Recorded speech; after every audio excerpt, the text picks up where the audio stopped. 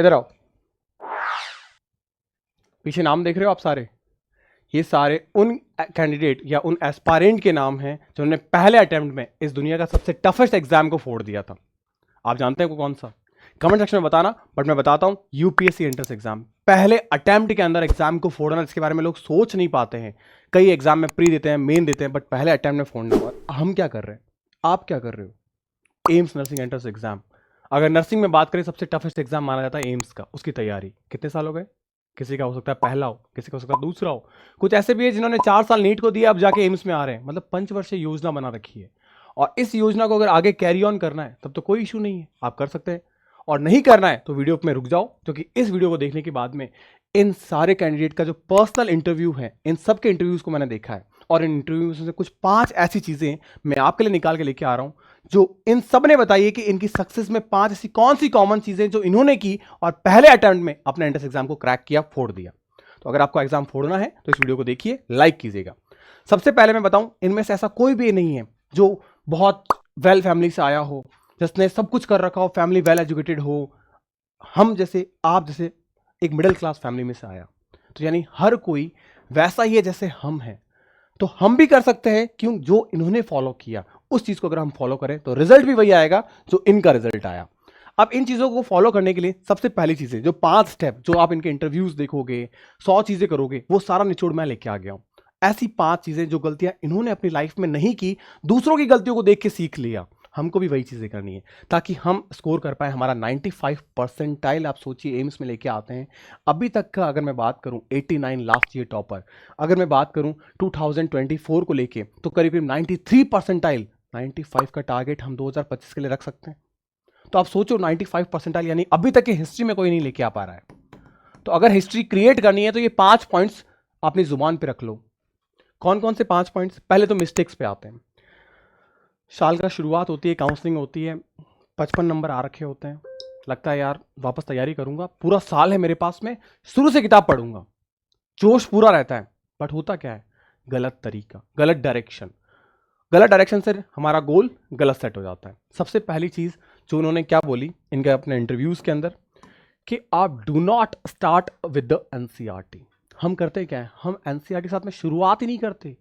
हम सीधा जाते हैं कि आज जोश आया, एकदम कॉपी पेन लिया बढ़िया से, मार्केट में बढ़िया किताब कौन सी है, मोटी ताजी किताब लेके आते हैं।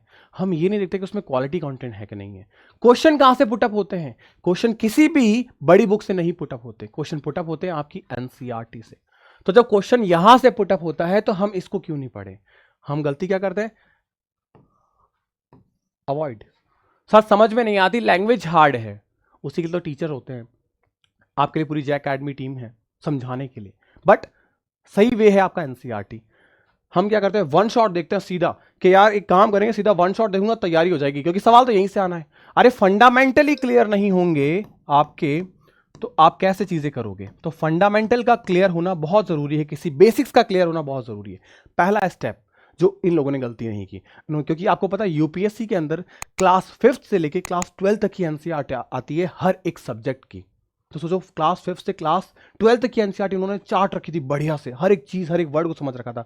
हमको तो सिर्फ क्लास 11 और क्लास 12 की एनसीईआरटी समझनी है, वो भी फिजिक्स, केमिस्ट्री, बायो की। तो हमारे लिए कितना आसान है ये चीज। सेकंड पॉइंट जो है, नाउ रीड द एनसीईआरटी, यानी अब जब आपने एक बार एनसीईआरटी को पढ़ लिया, आपने कोई वन शॉट फॉलो नहीं किया, आपने बेसिक्स क्लियर किए। अब बेसिक मैंने क्या बताया आपको, आप पहले बेसिक्स फंडामेंटल क्लियर करो, जैसे कि जे अकेडमी आपके लिए सपोर्टिव है। अब आप एनसीईआरटी पढ़ो और उसके बाद अपने खुद के नोट्स बनाओ। हम क्या करते हैं, जुगाड़ लगाते हैं, यार तू मेरे नोट्स दे दे, उस टीचर्स के नोट्स दे देते हैं, टेलीग्राम ढूंढते हैं, ये नोट्स मिल जाए, वो नोट्स मिल जाए। अरे वो नोट्स जिसने लिखे है ना, वो उसकी जिगर का है, वो उसने उसने पूरा निचोड़ निकाल रखा है, वो उसको अंडरस्टैंडिंग समझ में आएगी। उसको थोड़ी पता है, जैसे मान लो मैं एग्जांपल दे रहा हूं आपको, मैंने लिख दिया ऐसे, क्या क्या पता चला आपको? जो बच्चे मुझसे पढ़े हैं उन्हें पता है कि इसका मतलब है सेल प्रेजेंट है, जो नहीं पढ़े उन्हें नहीं पता। क्यों? दिस इज माई लैंग्वेज, ये मेरी लैंग्वेज है, मैं अपने नोट्स में यही करूंगा, शॉर्ट नोट्स किसी इसी से कहते हैं। तो इसका मतलब मुझे एनसीईआरटी के रीड करने का, अपने खुद के नोट्स बनाने, और इतने शानदार, इतने कंसाइज, इतने छोटे कि कम से कम में एक बात याद आती है, गागर में सागर वाली, छोटी चीज में बहुत सारी चीजें लिख देना, ताकि लगे छोटी सी, पढ़ इजीली पाए। तो 2 चीजें तो ये हो गई। तीसरी चीज क्या है हमारे पास में, don't skip a single question. आपको एक भी क्वेश्चन स्किप नहीं करना। क्यों? अभी आपके पास में पूरा साल पड़ा है। हम क्या करते हैं यार, ये क्वेश्चन ना खुद जजमेंटल हो जाते हैं, ये क्वेश्चन तो हमारे लेवल का है ही नहीं, ये तो हार्ड है, ऐसे क्वेश्चन तो एम्स में आते ही नहीं है। अरे यार, जब आपको इतना एनालिसिस है कि एम्स में कौन सा क्वेश्चन आता है कौन सा नहीं आता, तो एक काम करो, पढ़ना छोड़ के पढ़ाना स्टार्ट कर दो, जजमेंटल मत हो। एम्स में किसने बोला हार्ड क्वेश्चन नहीं आते, किसने बोला मॉडरेट क्वेश्चन नहीं आता? एक पेपर में 90 तुले सारे क्वेश्चन आते हैं। तो हार्ड आ रहा है, मीडियम आ रहा है या इजी आ रहा है, हर टाइप के क्वेश्चन को करो। इसमें टाइम ज्यादा जा रहा है तो टाइम दो, आपके पास में अभी टाइम है देने के लिए, बाद में नहीं रहेगा, तो टाइम दीजिए। और इजी क्वेश्चन है, इजी क्वेश्चन में कम टाइम के अंदर स्पेंड करो। क्वेश्चन दोनों ही कर रहे हैं, हार्ड लेवल भी और इजी लेवल भी। हमें पता है कि हार्ड लेवल ज्यादा नहीं करना, यूं नहीं कि कोई बहुत बड़ी बुक लेके आ गए, जैसे IIT JEE एडवांस के अंदर एक बहुत अच्छी बुक आती है एरोडो फिजिक्स की। इसका मतलब ये नहीं कि हम वो लेके बैठ जाए, नहीं, हमको हमारे लेवल में ही, लेकिन हाँ कुछ 2-3 क्वेश्चन आते हैं वो करने हैं ताकि रैंक इंप्रूव हो पाए। नंबर 4 पे जो हमारे पास आता है सॉल्व PYQ क्वेश्चन, ये एक बैकबोन होती है। मैंने जितने भी अभी एस्पायरेंट्स के नाम लिखे थे यूपीएससी के, जिन्होंने फर्स्ट अटेम्प्ट में यूपीएससी क्रैक किया, उन्होंने कंप्लीटली एक चीज बोली कि हमने यूपीएससी के प्रीवियस ईयर पेपर्स को देखा, हमने जाना कि वो क्या पूछता है, और हर बार कुछ ना कुछ चीजें ऐसी होती है जो वो नहीं लेके आता है, तो हमने गैस करना शुरू किया कि हमारे अटेम्प्ट के अंदर वो क्या चीज लेके आएगा। आपको भी वही करना है, PYQ पेपर को सॉल्व करना है। और आप यकीन मानो, जब आप इस PYQ पेपर को करीब करीब 4 बार सॉल्व कर चुके होगे ना, आपका एनालिसिस अपने आप 5वीं बार में बहुत खतरनाक हो जाएगा। यानी आप अपने नेक्स्ट अटेम्प्ट 2025 के एंट्रेंस एग्जाम के अंदर आप खुद जज कर पाओगे कि इस बार एम्स क्या पूछेगा। आपको क्या लगता है, कोई रेपुटेड इंस्टीट्यूट, कोई एक्सपीरियंस फैकल्टी कैसे गेस कर पाती है कि उसके अंदर एंट्रेंस एग्जाम में ये क्वेश्चन इस बार आ सकता है, इस टॉपिक से आ सकता है? कैसे गेस कर पाते हैं? क्योंकि वो PYQ पेपर को स्टडी करते हैं, तब जाके। कोई तुक्का थोड़ी लगाते हैं, PYQ पेपर पैटर्न देखा जाता है कि हाँ ये पूछा गया तो ये पूछा जा सकता है, ये 2 साल हो गए नहीं पूछा गया है, इस तरीके से एनालिसिस होता है। लेकिन कब? जब वो खुद उन पेपर्स को बार बार देखते हैं। आपको भी यही चीज करनी है, कम से कम आपको 4 बार PYQ पेपर बनाने हैं। अब आप इस PYQ पेपर में आप चाहे तो एम्स का बनाइए, ऑनलाइन होता है तो मेमोरी बेस्ड पेपर आपको मिल जाते हैं JACademy के प्लेटफॉर्म पे, या फिर आप JACademy की जो एम्स की बुकलेट है वो भी आप ले सकते हैं। उसके अलावा आप नीट के PYQ पेपर बनाओ, और अगर आप नीट के PYQ पेपर बनाने जा रहे हो तो मैं आपको एक चीज कहूंगा कि आप 2012 तक के पेपर बनाओ, 2012 से अभी तक के। आपके ऑलमोस्ट सारे कॉन्सेप्ट्स आपको एम्स में देखने को मिलेंगे, ऑलमोस्ट सारे के सारे। क्यों? क्योंकि एग्जाम में वही पूछा जाता है। ये मैं नहीं बोल रहा, ये मैंने जब पेपर को एनालिसिस किया तो मेरा एक्सपीरियंस बोल रहा है। उसके बाद में सबसे लास्ट में मैं बात करूं, 5वां पॉइंट, वो है रिविजन। ये सबसे लास्ट में आया है, इसका मतलब ये नहीं कि कम इंपॉर्टेंट है, सबसे ज्यादा इंपॉर्टेंट अगर कोई स्टेप है ना वो ये है ये। और आप सोचो, आप में से जिन बच्चों का द्वितीय, तृतीय, चतुर्थ, पंचवर्षीय योजनाएं चल रही है, जिनका नीट में नहीं हुआ, रीजन क्या? कोई ऐसा क्वेश्चन था जो आपको लगा कि ये मैंने पढ़ा ही नहीं है? पढ़ा था बट बना नहीं, कारण लैक ऑफ रिवीजन। तो सबसे इंपॉर्टेंट स्टेप है आपका लैक ऑफ रिवीजन ना होना। आपका रिवीजन होना चाहिए।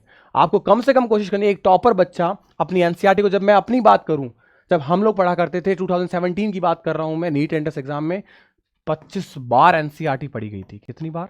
25 बार एनसीईआरटी को पढ़ा गया था, हर एक चैप्टर को। इसे कहता है रिवीजन। हर एक पेज, हर एक पैराग्राफ याद होना चाहिए कि वर्ड इस जगह पर है, इस लोकेशन पर है, तब तो हमें मजा पढ़ने का। और ये सबसे लास्ट नहीं, सबसे इंपॉर्टेंट स्टेप है रिवीजन। अगर जिंदगी में सक्सेस चाहिए तो उन सब के कॉमन पॉइंट में ये 5 पॉइंट निकल के आते हैं कि अगर आप रिवीजन करते हैं वो आपका सिलेक्शन करवाएगा। अगर आप रिवीजन नहीं करते हैं तो ये आपका नेगेटिव करवाएगा, क्योंकि एम्स में 1/3 नेगेटिव होती है। लेक ऑफ रिवीजन आपको ले डूबेगा क्योंकि वो नेगेटिव करवाएगा। ये 5 पॉइंट ऐसे हैं जो आपकी सक्सेस को हासिल करने में बहुत हेल्प करेंगे, क्योंकि ये 5 पॉइंट मेरे नहीं, ये 5 पॉइंट इन लोगों के हैं, इनके एक्सपीरियंस से, इनके पर्सनल इंटरव्यूज आप देखिए।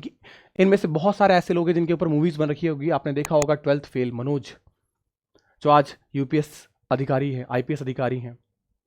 तो उन्होंने अपनी जिंदगी में सोचो क्लास 12th फेल की, मतलब स्ट्रगल लाइफ का देखो आप।